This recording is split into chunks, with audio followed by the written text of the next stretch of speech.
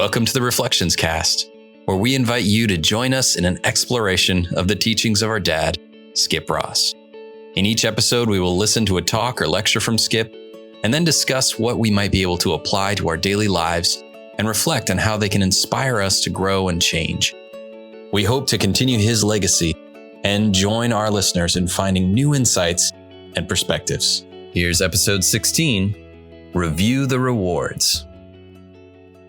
Well, hey, everybody. Welcome back to the podcast. We are so excited to have you all here. I'm Steve. And I'm Melody. And we are getting back into goal setting yet again on the podcast. Now, we do cover a lot of different topics. We have plans on covering a lot of different topics, but for the last few weeks, we have really been delving deep into goal setting. And so I want to take just a few seconds to review where we've been, talk about where we're going today. So first we hit crystallize your thinking, then define it clearly and specifically, write it down, develop a plan for accomplishing. And today is review the rewards for attainment. And Skip's going to get into exactly what that means as we get into the lesson. But before we do that, I just wanted to invite some feedback from you all. I know you guys are excited about the podcast, that you like what we're doing, and we really appreciate that. But if you have any guidance about topics that you'd like to hear covered on the podcast, please leave us a comment. If you have a question about one of the things that we covered on one of the previous episodes, leave us a comment. Not only does it allow us to answer those questions, but it also drives traffic to the podcast and gets other people to be able to hear it and see it in their feeds. And it creates a great community of conversation, which is what we're all about. And speaking of a great community, Melody, could you tell us a little bit about a community that is near and dear to my heart, Pioneer Circle? I would love to tell you about the Pioneer Circle. We are having so much fun with the Pioneer Circle, which is our new extension of Circle A. And basically, it's a platform where we are resourcing young people, kids ages 8 through 18, to be pioneers in the next generation and in the future. And so we have got an app. We have got daily videos that go out to these pioneers and their families, and really anybody who wants to be a part of the community. We have got monthly coaching calls for our kids and for our adults. And we have just got a lot of encouraging content from our Circle A leadership team, who sends in videos and emails and all different kinds of encouragement to send out to our pioneers. So it's been really, really exciting and encouraging to see this community growing and to see the way, especially that these kids are beginning to connect with each other and connect with some of the principles of Circle A. So we are just getting started really with where we want to take the Pioneer Circle. And so we need your help to get there. So if you are a kid ages 8 through 18, or if you know a kid ages 8 through 18, go ahead and connect them to the Pioneer Circle. You can just go to circleacamp.com/pioneers. And that's where you're going to find out all of the information about registering with us. And we would absolutely love to have you. Our coaching calls have been going so great.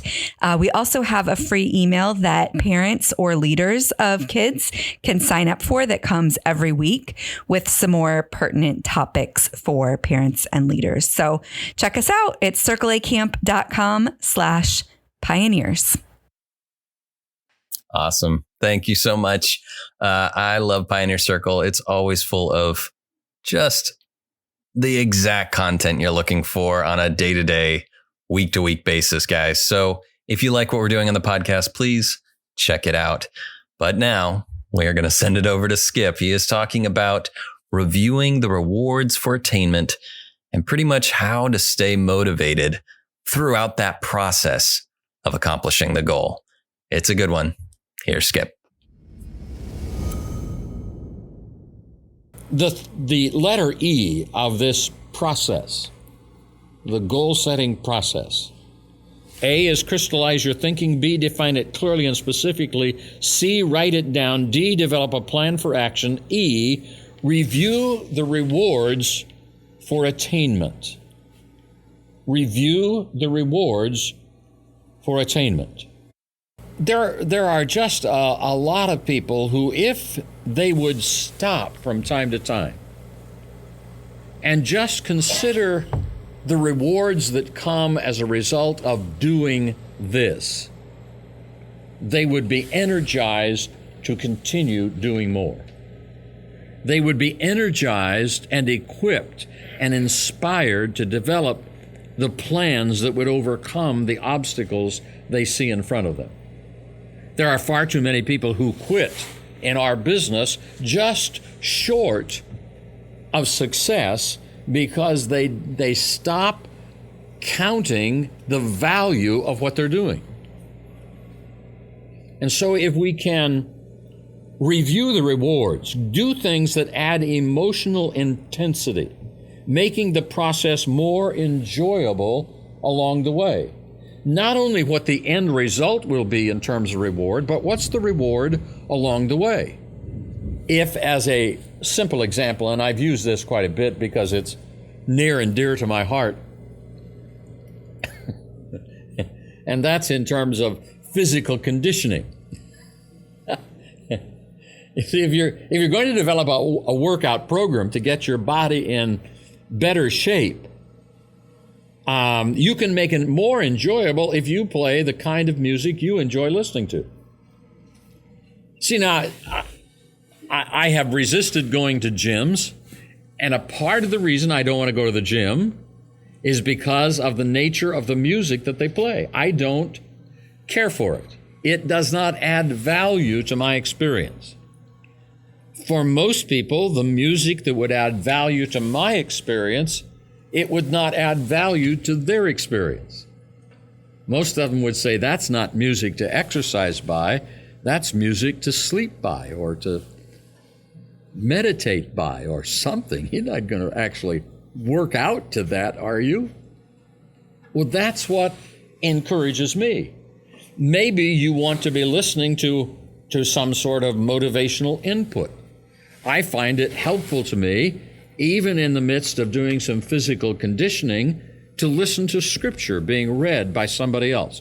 That's a meaningful thing to me. That adds value to what I'm doing. So you have to determine what are the things that add value and reward to the attainment of your goal, so that not just the end goal is the reward, but the whole process becomes the reward. The more you and I can do that, the better off we are.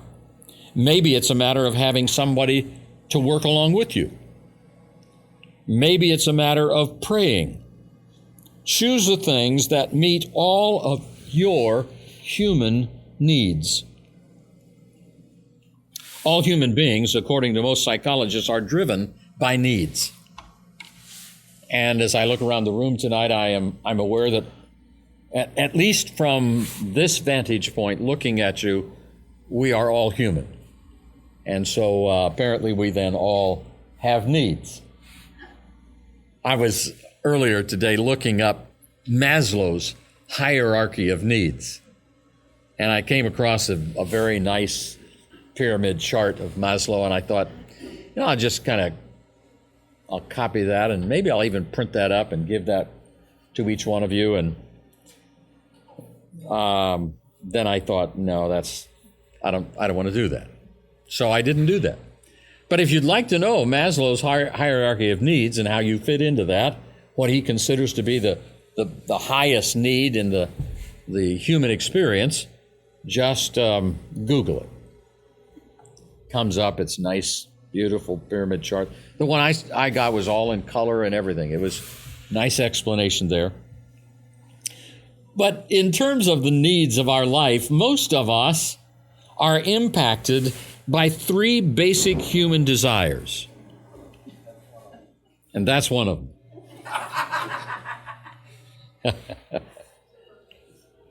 Here are the three basic human desires. I want to be successful. The second is I want to be happy. And the third is I want to be loved. In all of my years, I've never had anybody come to me and say, Skip, my greatest, fondest dream in life is to be a total, abject failure. If I could just fail at everything I try, and then they're trapped, because then they would have to say, then I've become successful. And so they're right back to, I want to be successful. Everybody wants to be successful. We don't want to be failures. We want to be happy. Nobody comes to me and says, I just want to be miserable. If I could just be miserable, then I'd be happy. Everybody wants to be happy, and everybody, even the hermit, wants to be loved. It is an interesting statistic, and I guess, we can amass statistics in most any way we choose. But it's an interesting statistic, at least in North America. 80% of the men in prison come from a home where the father never said, I love you. Now, that's quite a significant statistic. Is that coincidence, or is there something to that process of not being told that you're loved? So when we began to think in terms of those three basic desires, there are some other categories that we could talk about that might be helpful to you when you begin to design things that will meet your need. There is a list of 6 things that someone has put together, our old friend Someone Anonymous. And I don't have a name here, so I can't give you a name except Someone Anonymous. He contrasted some things in the list in order to get us to the number 1 was certainty. We have a need for certainty. But we also, number 2, have a need for uncertainty, and that's variety. If you just constantly have the same thing all the time, the needs of the human experience are not met. There is a need for variety. Number 3 is a need for love and connection, which is a part of what we've already talked about. Number 4 is a need for significance. And number 5 is a need for growth. And number 6 is a need for contribution, feeling like I have contributed something. Someone else breaks them down into 9 categories. All I'm really trying to do is to say to you, you have needs. I have needs. I can know my needs. I can know at least some of the needs of people that are close to me. But the responsibility I have is to know my needs and to design the goals of my life in such a way as to meet as many of those needs as I can, as much of the time as I can. When I do that, the pathway to my goal is more rapid. The satisfaction of my goal is greater. I think in terms of Circle A and how it just kind of all of a sudden exploded on the scene. And we were in 5 sessions, maximum capacity, waiting lists on every session for the first 15 years we ran this program. It was just everything we did focused around that. We lived here. It was Circle A. It seemed at times 24 hours a day, 7 days a week, all year long, not just those 10 weeks of the summertime. So when we designed everything to fit into our goal of establishing this program, it happened more quickly. It was more satisfying.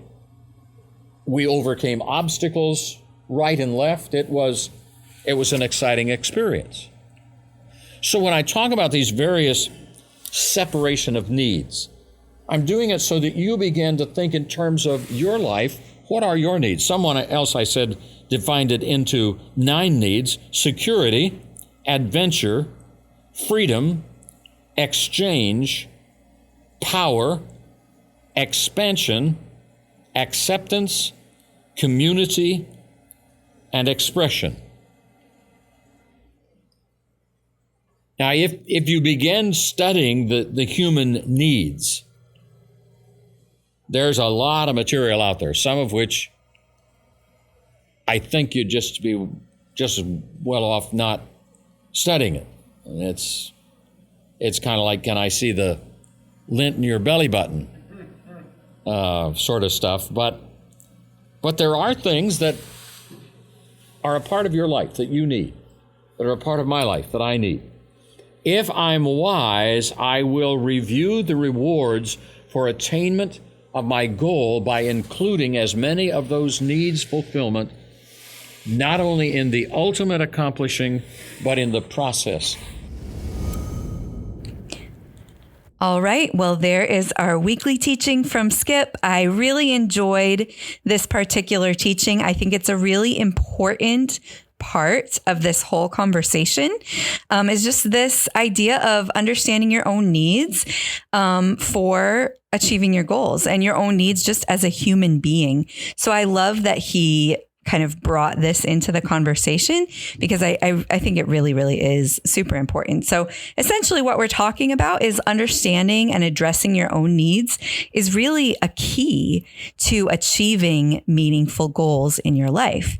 And it's kind of a personalized approach that leads to, I would say, like a more fulfilling and efficient path to success. So, Skip talked about kind of stopping ourselves from quitting too early by paying attention to our needs and developing a plan that's going to encourage us along the way to not quit.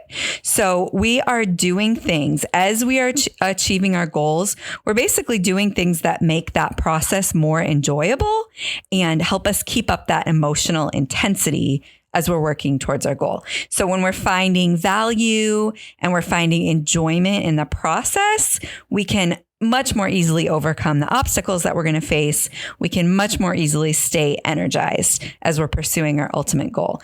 So he invites us to think about what's going to add value to the achievement of our goals throughout the process. And he talks about the specific types of music that he likes to listen to while he works out. Maybe it's a workout buddy that we need, or maybe we need moments of reflection and prayer in our day, or things like that, to really figure out, how can I make this process more enjoyable? And how can I make sure that my most important needs as a human being are being met? Because when those needs are being met, then we can live in that place of accomplishing our goals. So he mentions Maslow's hierarchy of needs. Apparently he had some grand graphic that he was going to show the people that he was talking to. But essentially, if you aren't familiar with Maslow's hierarchy of needs, I can mention it briefly. It starts out with the physiological needs. So our actual needs for air and food and water and shelter and things like that to keep our bodies alive. And then once we have those needs met, then we pay attention to our safety needs. Just really keeping ourselves safe, our health, our property, maybe even employment and things of that nature. That would kind of all fall in the safety needs category. And then once those needs are met, the next needs that we pay most attention to are love and belonging, things like friendship and intimacy and family, relationships and things of that nature. Then once we have those needs met, according to Maslow, the next thing we pay attention to is esteem, which is essentially our self-respect, our, recognition and strength, and even freedom in our lives. That kind of comes once we have all of those other needs being met. And then his final level in the hierarchy of needs is self-actualization, which is basically becoming all that we're created to be. So essentially what Dad is saying here is that we can't live in a place of self-actualization, becoming all that we're created to be, if we are not having our physiological needs met, if we're not having our safety needs met, if we're not having our relational needs met, then we can't keep ourselves in a place of self-actualization. So it's super, super important to pay attention to those basic needs so that we can get to that place where we're most driven to become the people that we're created to be. So he talks about a lot of other hierarchies of needs or other people's definition of needs, and everybody has their own list. But essentially, these are all great ways of looking at what we really need in life. He talks about needing certainty, needing variety, needing contribution, needing growth, things of that nature. And he talks about the example of Circle A, illustrating the effectiveness of aligning all the efforts with the goal, and that resulting in rapid progress and a sense of fulfillment. And so essentially, we all have needs. And we can know those needs and kind of design the goals of our lives to meet those needs in order to increase our satisfaction as people. And there's lots of other needs. He talks about security, adventure, freedom, expansion, acceptance, all different ways of kind of saying these sorts of needs. But I think essentially what he's doing is trying to open our imaginations, open our curiosity about our own selves, because we can read all these scientists and that's helpful, but we will come to the place where we know ourselves enough to know there are things that we need in order to be in the place where we even care about becoming all we're created to be. And so this is what he says. Here's a quote to kind of end the little recap with. He said, "If I'm wise, I will review the rewards for attainment of my goal by including as many of those needs fulfillment, not only in the ultimate accomplishing, but in the process of accomplishing." So it's a really important thought. And I love that he's bringing it up. And I'm excited to talk more about it and to hear what questions you might have. I definitely have questions. I feel like this topic, it didn't come out of nowhere. I think it's a great continuation of the thought that he had before. But at the same time, this topic is so multifaceted in the way that he explains it that, I just a ton of questions start bubbling up that I didn't even have time to write down as the questions for this episode. But before we get into my questions, just so I feel like I'm on the right path with the listeners and with you, what do you feel like he is talking about? Is it if I'm doing yard work and I put on a podcast so that I'm entertained while I'm doing yard work instead of focusing on the difficulty of the goal? I can feel happy because I'm enjoying something. I'm meeting a need of entertainment or keeping my mind busy while I grind through this difficult process. Or is it something more like telling myself, hey, you're going to love this when it's all done? Am I taking care of myself mentally while I'm focusing on the goal at hand? Or is it, saying hey, I'm going to do these 3 bushes over here, and then I'm going to go get a glass of water, and that'll be nice. Am I taking care of that need? So I guess my question is it all of those things? Yeah. Just in terms of keeping you straight on the path towards accomplishing a goal? I do. I think it's all of those things. I mean, I think he's saying a lot here in a few short words, and I wish that he would do a whole seminar on this, but I think he's essentially saying he in one sense, he's just talking about hey, you're going to be doing this work, so make it fun. That's one sense that he's saying. But in the other sense, he's saying, hey, if you want to live at the level of self-actualization, which is becoming all you're created to be, you have to make sure that you're meeting all of the other human needs in your life so that you can dwell in that level. So he doesn't unpack that, but I think that it's both. I think it's make the process fun, but I think it's also pay attention to your whole self as a human so that you can be at your best. Okay. All right. I like that. I think that makes sense. And I was going to cut this, but I'm going to leave it in because I think that clarifies it for me and hopefully everyone that's listening as well. Yep. Love it. All right.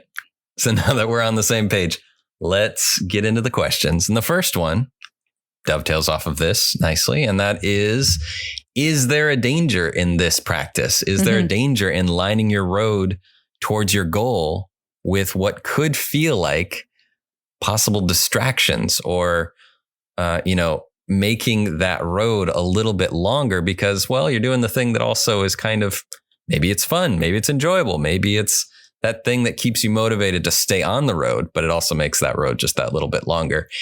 Is that a dangerous practice? Is it better to just stick our heads in the sand and grind it out?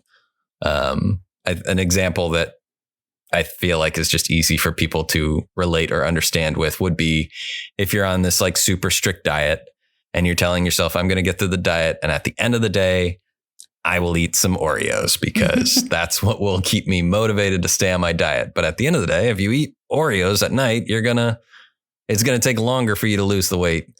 So are you just delaying the goal instead of actually progressing towards it? Yeah, I think that's a great question. And I think, yes, there is a danger. I think you can definitely shoot yourself in the foot if you start paying too much attention to having fun along the way. But I think it matters like what really is the purpose of your goal. Like if your goal is just to be overall healthier and you can do that by eating super healthy all day and then limiting yourself to 2 Oreos at night and like, okay, maybe you haven't cut out all sugar in your life, but you have made healthier choices and you can sustain that. Awesome. But if your goal is to lose a specific number of pounds for a specific reason, then there may be a better way to reward yourself that's not, working against yourself.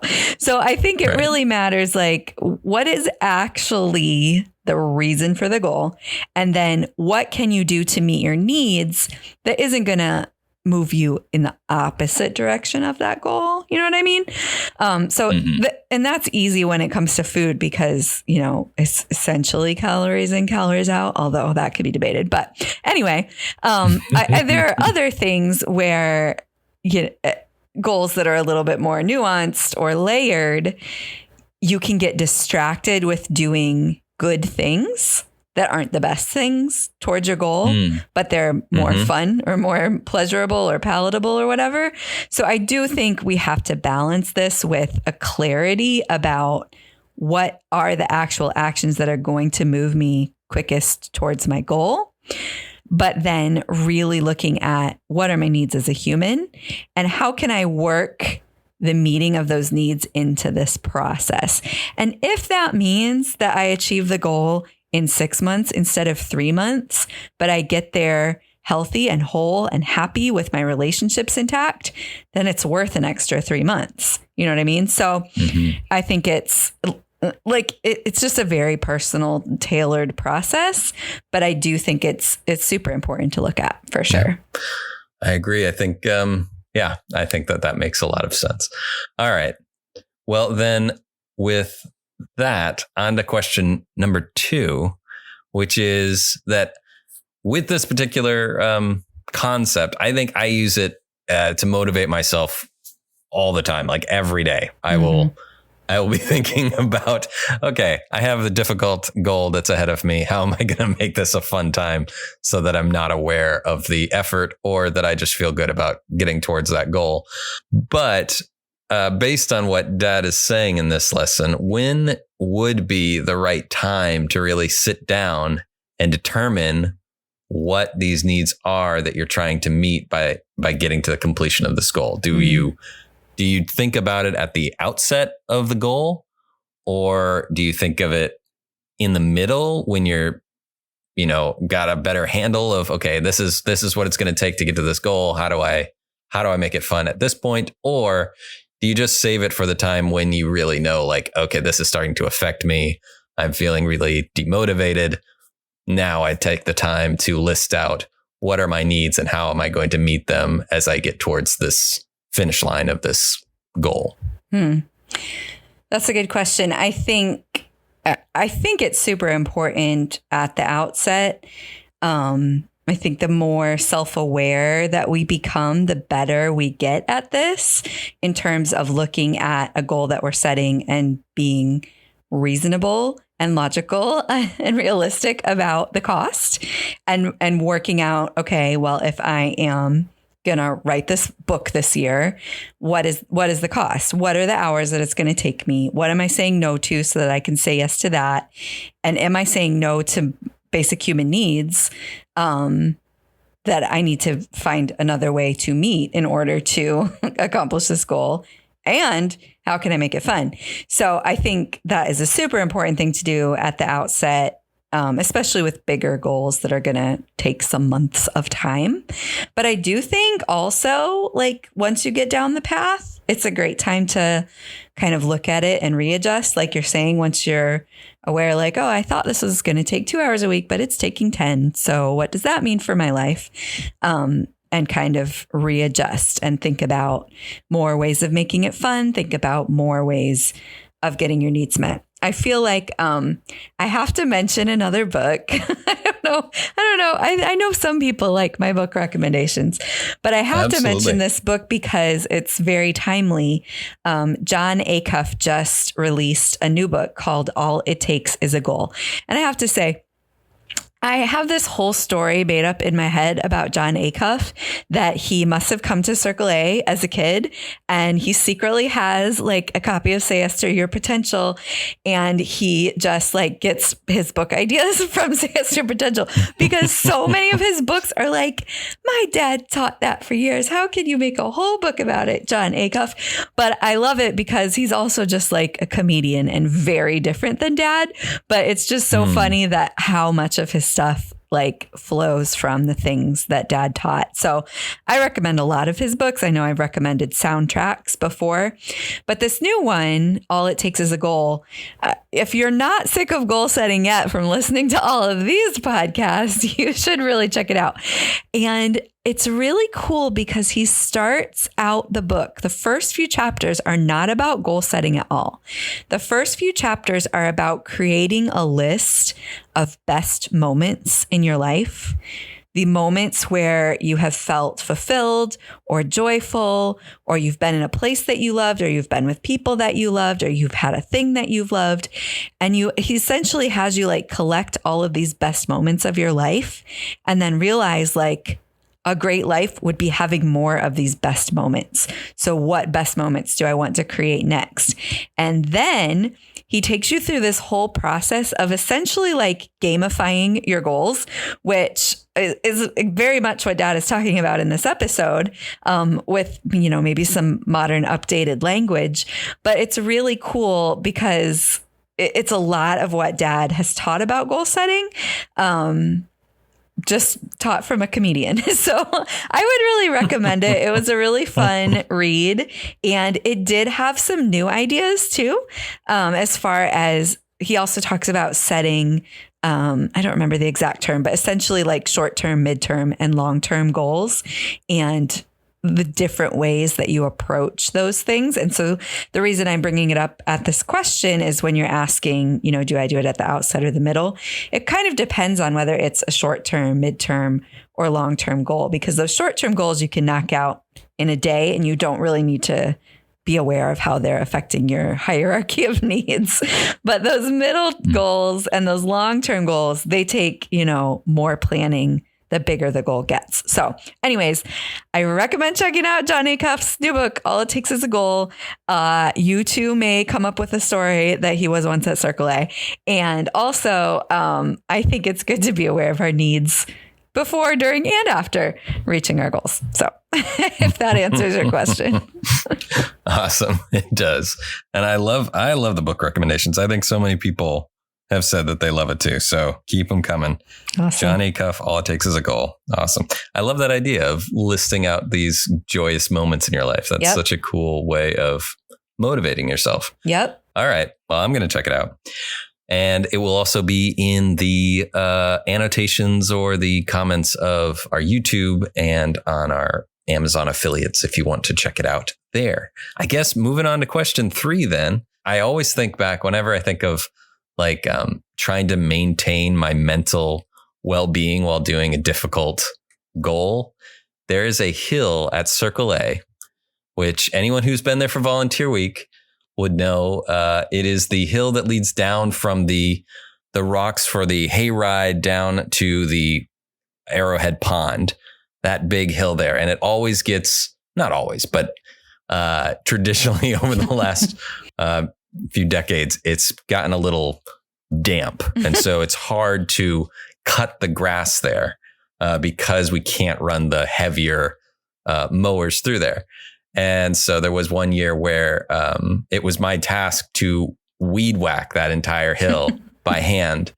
And so it was just, I would go out day after day and I'm cutting this hill and, the weed whacker breaks, or we got to, always doing maintenance on it. And just, I never saw anybody. I didn't have a podcast then. I didn't have any like music or anything. It was just me and the grass just grinding through it. And the thing that like would motivate me is the bell will ring for lunch at some point, or we will go in for a water break at some point. Just keep going. You're going to get this section done by that time. And if you get this section, then in like 4 days, it'll be done and we can move on from this amazing hillside.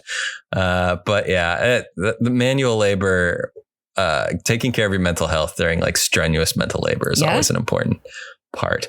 And in continuation of that discussion, in using this concept, how do we balance this idea of meeting our needs while also considering others and their needs in a setting like if you're a professional on a team, or even at like, at Circle A, where we had lots of different people on teams together? How do you translate this method into more of that group style? Is that a good word? Yeah, no, I think that's an interesting question. I like it. I mean, I think that in one sense, bring donuts a lot into work. I think that cultivating awareness in a team is like the best way to go if there is space and time to cultivate that awareness in the team. So sitting down and having a conversation, like not just about here's the goal, this is the deadline, this is how we're going to grind it out, but also how are we going to celebrate? How are we going to track our progress? Maybe we're going to put a little competition in here. The gamification of achieving goals is really huge. It's really huge. I mean, obviously we see gamification everywhere in our society at this point. And I think great leaders know how to bring that into the workplace too. So I think bringing awareness to like, hey, we're going to make this as fun as possible. Here are some ways we're going to do it is super, super helpful. I also think leading people towards an awareness of their own personal needs and giving them reminders like, hey, take your lunch break every day, or, maybe we're going to run a competition on going on a walk 30 minutes every day, or things like that to help them bring awareness to their own personal needs is awesome. But I do think also at the end of the day, we can only take that responsibility so far. And what I've had to learn, because I tend to be more aware of meeting other people's needs than my own, what I've had to learn is other people really are responsible for meeting their own needs, and I am responsible for meeting mine. So at the end of the day, I still need to prioritize my own needs being met so that I can be a great leader, so that I can be a great parent and wife and friend. So I think that keeping that awareness is good, having the open conversations, having the team conversation and plan of celebration and competition, or however you're going to make it fun, all great. But also at the end of the day, putting your own oxygen mask on first really is essential. So I think balancing, like you're asking, balancing meeting our own needs while considering the needs of others. I think depending on how you're wired, you probably have to answer that question a little bit differently. People like me probably need to back down a little bit from meeting the needs of others. And I'm not like, that's not a good or a bad thing. It's just some people are wired that way. So it may be a little bit individualized, but I think that it is super important to invite the awareness, but then hold the responsibility where the responsibility should be. I think that's a great response. You're right. It is a tightrope of extending the invitation of the freedom to manage your own needs, but also being aware of the example that you set and also trying to like fill those needs where you see people struggling. I think that it's a hallmark of a great leader. So, I think it's a difficult road to walk, but it's a great way to keep people excited and engaged and self-reliant. Yep. All right. Well, do you have any other thoughts about this topic as we come to a close of this episode? Again, I just feel like it's a very multifaceted discussion, but I'm fairly certain that we will come back around to this discussion in later times with Skip coming up. Yeah. I loved this one. I think that Dad didn't necessarily teach lengthy teachings about this specific idea of making it fun along the way. But I saw him do that. Like you were just explaining how you would like map off sections of the weed whacking in your head and try to get it done before the bell. Like that's always how Dad was. And it's totally the way I'm wired too. I play games in my head about pretty much everything I do all day long. Just because it entertains me. I don't know. Or like I'm competing against myself or I don't know, but I know that I got it from him because he was very much that way. So it's cool to hear a little bit of what's in his head about that because I just saw it in his life and I see it in my life too. So I think it's a great way to live. I think it's, part of that principle of enthusiasm of giving everything you've got to everything you do. Like part of that is just having fun. And so I love that we got to learn that from Dad and from so many people at Circle A. And I want to keep growing in that way for sure. Yeah, I absolutely agree. It is funny that you say it like that because I do think, yes, this is something that he did not talk a lot about, but it is definitely something that he did do in his life. And I think you're right. It is a something that gets me motivated, keeps me motivated in those times where, the task is just large and intimidating. We don't like to think about that very often. We just like to muscle through it. So having something fun along the way is always the greatest motivator. But I'm excited about the next discussions to come. And thank you guys all for coming along with us on this thing. I love it. I hope you guys will have some fun with your goals this week as you are working towards setting and achieving your goals. Look to your needs, look to having some fun, look to making some games, and just enjoy the process. Enjoy the process. So thank you guys for joining us on this journey with the Reflections Cast. Remember that your support means everything. So if you enjoyed this episode, don't forget to hit the like button, write us a review, or leave us a voicemail. And please share this episode with friends or family or anyone you think might benefit from our discussions. We believe in you, and we're committed to help you thrive on your journey of discovering all you were created to be. Until next time, keep reflecting, keep growing, and pass it on.